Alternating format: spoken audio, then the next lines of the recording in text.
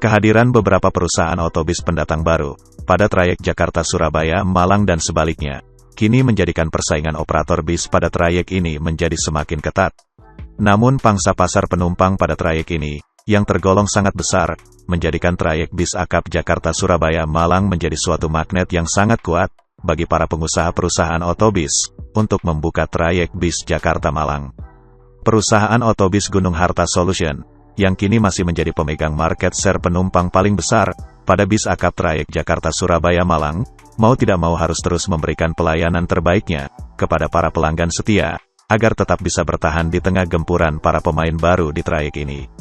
Kehadiran perusahaan otobus 27 Trans, Harapan Jaya, Sinar Jaya, dan yang terakhir adalah Juragan 99 di trayek bis Jakarta-Surabaya-Malang, menjadikan pangsa pasar penumpang bis akap pada trayek ini menjadi terbagi dengan porsi yang cukup besar. Namun jika dilihat dari tingkat okupansi penumpang, ternyata kedatangan para pemain baru di trayek Jakarta-Malang ini terlihat tidak menggerus pasar penumpang yang selama ini sudah dipertahankan oleh perusahaan otobus Gunung Harta.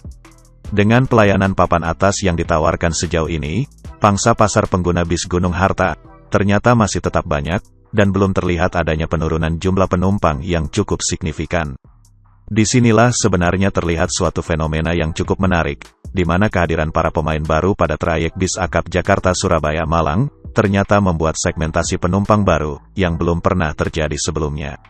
Penawaran harga yang cukup kompetitif, dengan pelayanan penumpang serta fasilitas yang cukup mewah, kini menjadikan para pengguna moda transportasi bis pada trayek Jakarta-Surabaya-Malang dan sebaliknya, sebagian besar menjadi penumpang kelas premium. Tidak terlalu jauhnya perbedaan harga tiket yang ditawarkan, ternyata menjadi salah satu penyebab para penumpang lebih memilih bis dengan pelayanan yang jauh lebih baik. Perjalanan Jakarta-Surabaya-Malang, yang memakan waktu tempuh sekitar 10 hingga 12 jam, memang memerlukan tingkat kenyamanan yang cukup tinggi, agar para penumpang tidak merasa terlalu lelah ketika tiba di tempat tujuan. Standar pelayanan papan atas, yang selama ini dipertahankan oleh perusahaan otobus Gunung Harta, kini sudah menjadi role model dalam pelayanan bis antar kota antar provinsi pada trayek bis Jakarta-Surabaya-Malang.